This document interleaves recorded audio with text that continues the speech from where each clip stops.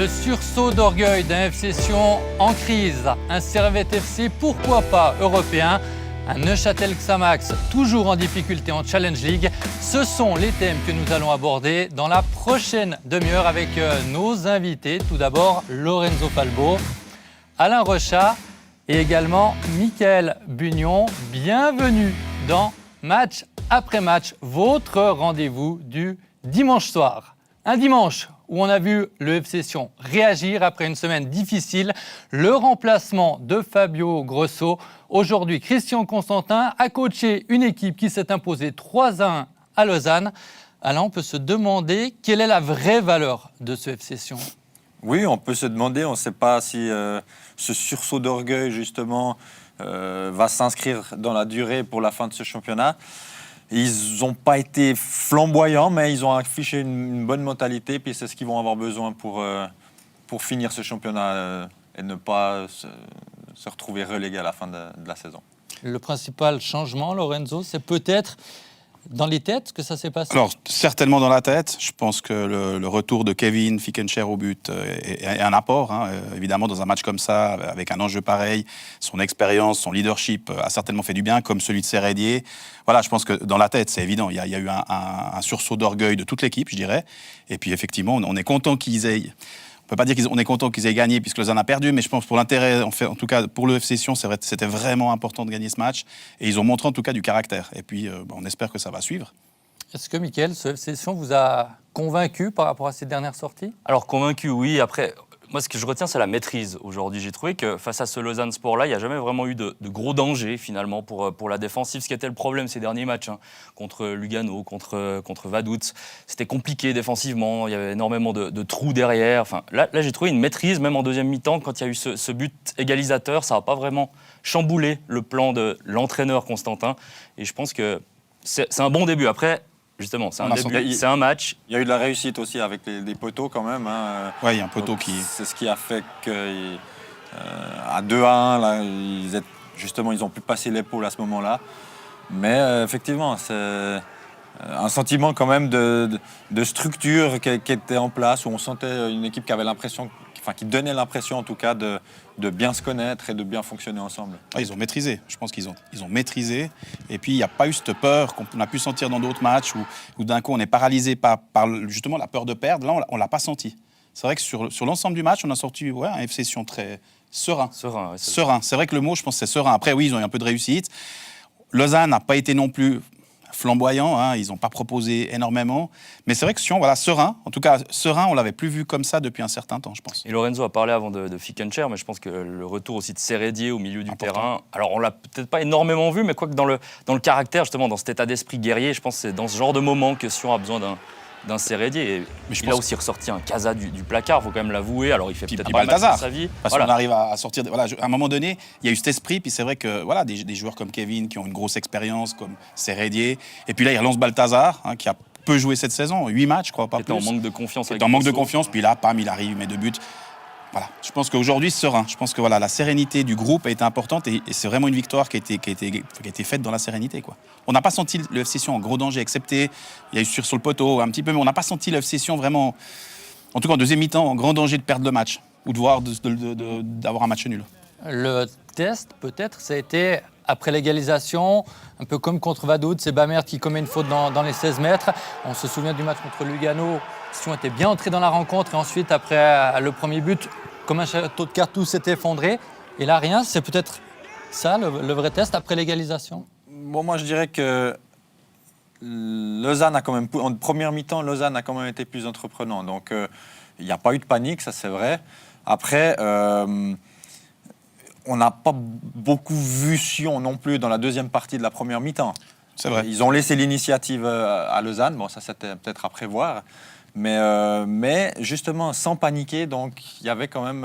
on savait ce qu'on faisait du côté de Sion. Et je pense que après, on refait le même coup en deuxième mi-temps, on marque très rapidement.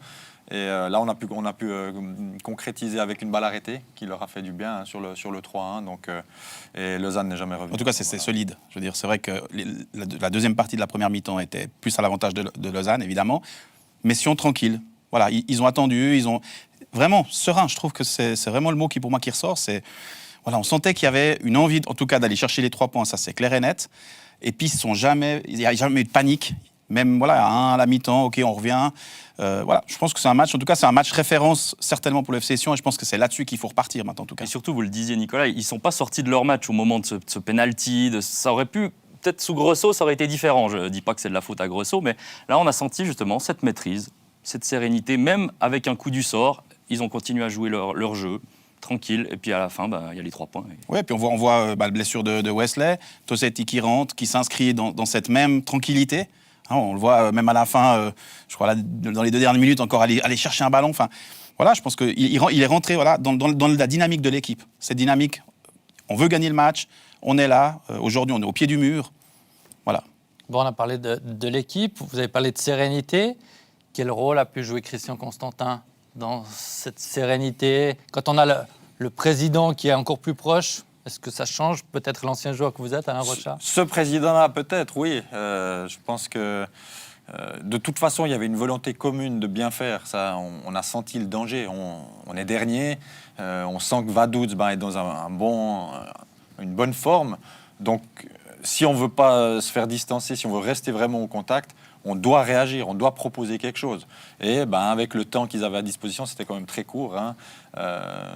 On met en place quelque chose justement qui essaie d'être basé sur de la solidité, sur de l'acharnement, de la combativité. Mission commando. C'est ça. Mission commando. Puis Christian, dans ces cas-là, voilà, je pense que de nouveau, dans ces cas-là, il a certainement les mots, c'est sûr. En tout cas, au bord du terrain, on l'a entendu énormément tout le long du match. Repositionner les joueurs. Enfin, vraiment, il a vraiment alors eu un rôle de coach total. Donc oui, il a eu une importance sûrement fondamentale. Maintenant, il faut repartir là-dessus. Il y a un nouveau coach qui va arriver certainement, puisque là, c'était vraiment un intérim présidentiel d'un match. Mais voilà, je pense que ce match-là, pour le nouveau coach, est important. Vraiment, de repartir sur cette dynamique-là, avec un groupe, une base un petit peu d'un groupe qui a repris un peu de couleur, qui voit que c'est encore possible, puisqu'aujourd'hui, il y a 5 points d'écart. Si on aurait perdu le match, là, c'est beaucoup plus compliqué pour un nouveau coach, finalement, d'arriver. Il faut prendre cette mentalité-là et il faut amener encore plus pour les matchs à venir. Parce qu'après, on aura quand même... il y a un match important contre Servette qui va arriver. C'est quand même aussi une équipe qui a une bonne dynamique, qui est deuxième. Donc, il faudra mettre plus pour pouvoir passer l'épaule dans les prochains matchs. C'est ça, parce que... Mais déjà construire là-dessus, c'est une bonne chose. Christian Constantin disait lui-même à la fin du match, il parlait d'état d'esprit. Alors ça, on l'a vu aujourd'hui, mais c'était Lausanne en face. Lausanne, quand même, il faut le dire, assez décevant, assez mou. Quand ce sera justement peut-être IB, peut-être Servette qui est en forme, en face, ça va être différent, je pense. Différent, mais je pense que vraiment, là, on a vu... Pour moi, un déclic. J'espère que ce déclic, il va continuer, mais en tout cas, on sent qu'il y a eu une prise de conscience, c'est évident. Le président a eu surtout des mots forts pour tous les joueurs, donc on sent qu'il y a eu une prise de conscience. Et puis, je répète, ce retour dans le but de Kevin, c'est pas anodin. Il jouait plus depuis le mois de décembre. Il revient dans les buts, c'est pas anodin. Ça redonne certainement quelque chose en plus. On l'a vu tout le match, un vrai leader, quoi. Voilà, je dirais. Il a l'habitude aussi de ces situations-là. C'est quand même quelqu'un qui est depuis 2009 au club, on ne peut pas l'oublier. Ça fait plus de presque 12 ans. Donc, il en a vu, je dirais. Donc, voilà, je pense qu'un joueur comme ça... Voilà, mais je pense qu'un joueur comme ça, aujourd'hui, c'est important de le relancer. C'était peut-être, d'écarter Fayoulou, c'était peut-être pas évident, puisqu'il n'a pas fait des grosses erreurs. Il y a un leader maintenant à trouver. C'est le nouvel entraîneur. Le coach. Est-ce qu'il y a un profil? Est-ce qu'il y a une perle rare? Est-ce qu'il y a une direction à prendre pour Christian Constantin? Difficile. Moi, ce que j'arrive pas à comprendre, c'est que Sion attend toujours d'être dans le sentiment d'urgence, de sentir que là, il y a du danger, vraiment, qu'on est en mauvaise position pour se serrer les coudes puis montrer des performances comme ils l'ont fait aujourd'hui. Pourquoi, au début d'une saison, ils ne sont pas capables justement d'afficher cette même sérénité pour commencer la saison. Et puis finalement, la motivation, ce n'est pas l'urgence, c'est la volonté de jouer les premiers rôles, d'être devant. Et ça, c'est depuis des années, j'arrive pas à trouver de réponse. Mais je crois pas que ça soit le problème. Fabio Grosso n'était pas un problème, c'est un bon coach intrinsèquement. Voilà, il y a peut-être eu quelque chose qui n'a pas joué. Mais le football, je dirais que le football, il n'a pas de science exacte, on ne sait pas des fois. Puis là, tout d'un coup, sur la fin, c'était un peu plus compliqué là. Aujourd'hui, c'est du passé. Christian a repris l'équipe, il a gagné le match qu'il fallait gagner, et il remet l'équipe au nouveau coach dans de bonnes conditions. Puis je pense qu'un nouveau coach, en tout cas dans la tête d'un nouveau coach, avant le match et après le match, ça change. C'est-à-dire qu'avant le match, c'est une mission commando très compliquée si on perd. Après le match, avec cette victoire, ça reste quelque chose de difficile, mais ça reste jouable. Donc le nouveau coach qui avait peut-être une hésitation, ou en tout cas quelqu'un qui, peut-être qu'il a un peu plus de, pas de certitude, ils mais... sont Parler de barragistes à base 5 avant. points de la... Il y a du 5 monde, points, hein. Il y a Lausanne, il y a Lugano avec Il y a Lugano qui n'a performance. pas fait une bonne opération. Mais non la plus. position reste très inquiétante, on est quand Alors, même de d'accord. toute façon, ils vont se battre jusqu'à la fin. Il doit cajoler les joueurs, il doit leur aboyer dessus, il doit... Entre deux, moi je dirais. Voilà, ça doit être quelqu'un qui doit autant avoir de la psychologie, mais autant être un travailleur. Voilà, il y a des profils qui à mon avis, peuvent être intéressants. Aujourd'hui, en championnat suisse, il faut quelqu'un qui connaisse le championnat suisse, c'est évident. Aujourd'hui, on ne peut pas risquer de prendre quelqu'un qui vient de l'extérieur, ça c'est une évidence. Je dirais que pour moi, il y a un profil qui se détache, c'est Ludo Magnin. Maintenant, voilà, en tout cas ça a l'air d'être le profil qui pourrait être tout à fait dans l'optique d'un FC Sion qui veut faire une mission commando. Je le vois assez bien. Après, voilà, il y a peut-être d'autres noms qui sortent, mais... Vous y croyez, Michael, Alain? Il est libre. Hein, de toute façon. Et lui, justement, il connaît bien ce championnat, ça c'est Oui, certain. mais c'est important aujourd'hui. Et je pense que c'est le genre de meneur d'hommes pour Je pense aussi. une mission comme celle-ci ça peut être intéressant, ce genre de profil. Après, il a tout essayé, Christian Constantin. Il y a eu de l'international, du suisse, du jeune, du moins jeune, de l'expérimenté. Puis finalement, ça marche quand même très peu souvent. Alors, voilà, C'est pas peut-être évident, que mais pour là- cette mission, ça peut marcher. Mais après, sur le long terme, à Ludo Magnin, j'y crois pas non plus. Entre Magnin et Constantin, je pense pas Il que faut ça peut voir, marcher. je pense qu'à un moment donné, il faut... Qu'est-ce voilà, qu'il faut comme coach? Un pour finir la saison et se sauver, ou un déjà pour le plus long terme? Bah, même Christian Constantin le disait lui-même, il ne sait pas. Enfin, il va discuter pour savoir quelle est la meilleure des solutions. Mais là, je pense pour l'instant, le principal, c'est la c'est le saison. maintien. Aujourd'hui, on ne peut pas penser à la saison prochaine. C'est-à-dire Voilà. qu'aujourd'hui, le coach qui vient, il gagnera sa place la saison prochaine avec ce qu'il va faire cette saison. Donc, ce qu'on veut aujourd'hui, on est sur un coach qui va venir, qui va essayer de maintenir le FC Sion en Super League, puis on verra après. Je pense qu'aujourd'hui, ça ne doit pas être de s'inscrire dans une... de dire on prend un coach pour les 2 prochaines saisons. Ça n'a aucun sens, puisque déjà, la première chose, c'est qu'on ne sait pas où on est l'année prochaine. Donc aujourd'hui, ça n'a aucun sens. Il faut un coach qui sait à quoi il vient, et puis s'il fait bien son travail, puis que ça se passe bien, il sera renouvelé ou pas. Un coach accepte-t-il une mission de 4 mois? Aujourd'hui, je pense d'être coach, c'est prendre des risques. Alors, est-ce qu'on veut rester dans son C'est prendre fauteuil et beaucoup puis de risques attendre à Sion, hein? Ouais, mais comme je veux dire, dans le football, aujourd'hui, moi, je pense qu'un coach, il doit prendre des risques aussi. À un moment donné, voilà, ça reste le FC Sion, ça reste une équipe qui est intéressante maintenant à voir. On dit chaque fois ça, mais finalement, il y en a toujours un qui arrive. Donc, je veux dire, il y en a toujours un qui vient pour 3 mois, pour 4 mois. Ils le savent que ça va être compliqué, mais ils essayent. Tout le monde a essayé. Le nombre d'équipes est quand même limité aussi. Donc, Ouais, c'est ça. un coach qui a envie de coacher, qui n'a pas d'équipe et tout, il se dit, C'est une ok, c'est opportunité. 4 mois, mais c'est peut-être la porte pour plus, ouais. pour plus, donc pourquoi pas. Je pense qu'il faut, voilà, en tout cas, il y a un coach qui va être nommé, c'est certain. L'intérim, c'était aujourd'hui. Je pense que ça va aller très vite. Hein. Je pense que dans les 2-3 prochains jours, on devrait avoir un nom. Donc voilà, espérons que le coach, en tout cas, qui reprenne cette équipe dans cet état-là, et puis qu'il fasse quelque chose avec. Maintenant, ce qui va être particulier pour le nouveau coach, quel qu'il est, c'est que Grosso a un petit peu fait son mercato, a fait son équipe. Le nouveau va arriver avec des joueurs qu'il ne connaît pas, certains même qui sont arrivés de l'étranger, de clubs quasiment inconnus, et puis il devra faire un petit peu avec ce qu'il a. Et pour le nouveau... D'où l'importance de connaître le championnat suisse et Voilà. d'avoir suivi le championnat depuis le début de la saison. Ce qui fait que quand on arrive là, on connaît quand même un petit peu l'effectif, on sait ce qu'il y a aussi dans les 21. Aujourd'hui, les cartes, de nouveau, de toute façon, quand un coach part, et à chaque fois, je pense qu'Alain l'a connu plusieurs fois, les cartes sont redistribuées. Et c'est pas plus mal des fois, puisque finalement, les certitudes de certains joueurs peuvent être balayées par un nouveau coach. Et moi, je pense qu'en général, c'est ça qui fait qu'on a une dynamique positive.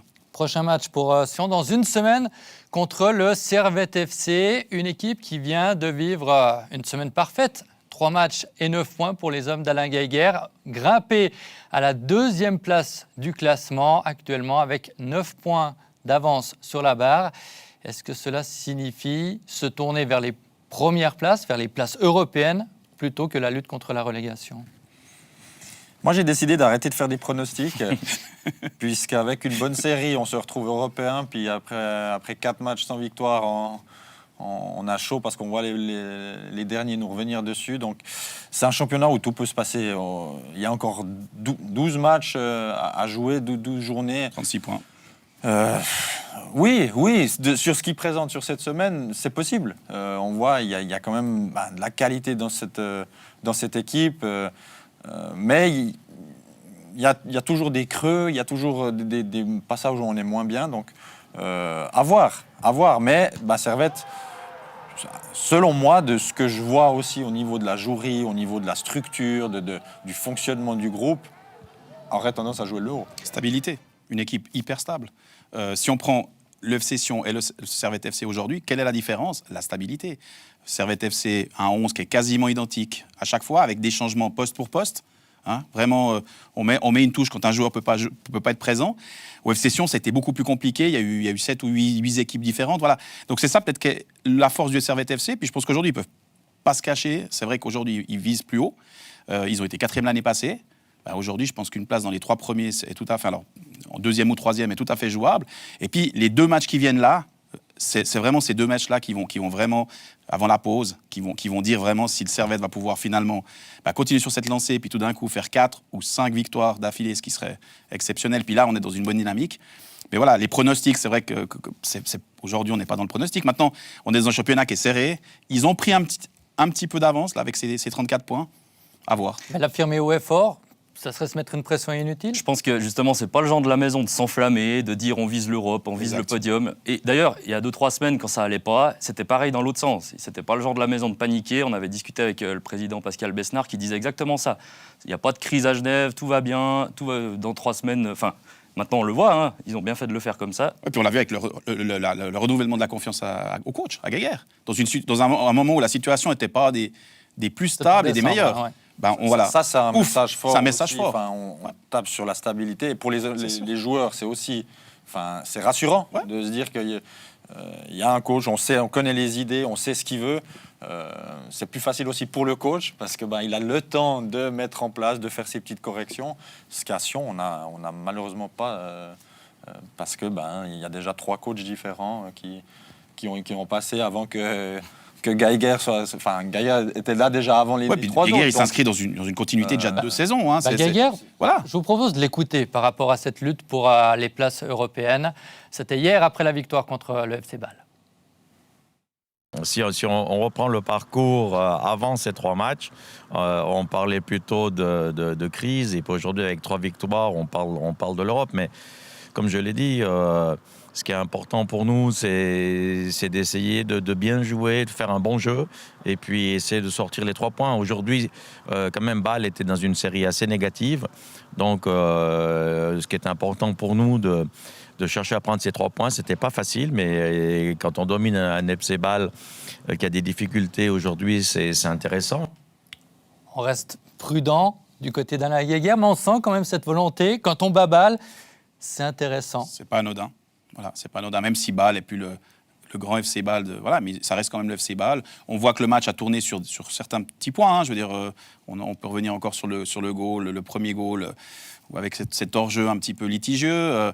Voilà, ça s'est pas joué sur beaucoup. Il y a eu des détails, et c'est une victoire très importante pour la tête et pour les points.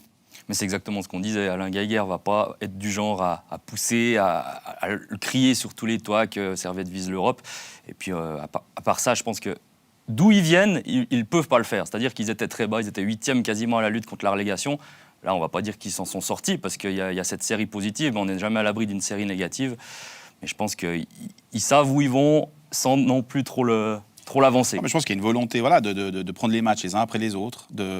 Aujourd'hui, ils ont 34 points. Il y a 2 matchs qui se profilent, dont un match contre le FC Sion qui n'est pas un match facile. Hein, ils n'ont jamais gagné contre Sion. Non, alors déjà historiquement, c'est toujours compliqué. Puis là, avec cette victoire, avec un nouveau coach, une nouvelle dynamique, c'est certainement un FC Sion qui va arriver à Genève avec d'autres ambitions que d'un match nul. Donc, voilà, je pense que ça risque d'être un match sympathique et avec des actions, j'espère. De toute façon, ça va être un derby intéressant, ça c'est sûr. Ça sera une question de constance jusqu'à la fin entre tous les candidats parce qu'ils sont nombreux aux places européennes. Oui, c'est l'équipe qui va être le plus constant jusqu'à la fin qui décrochera les places européennes. Le champion, je pense que ça je crois que on n'a pas besoin de beaucoup discuter.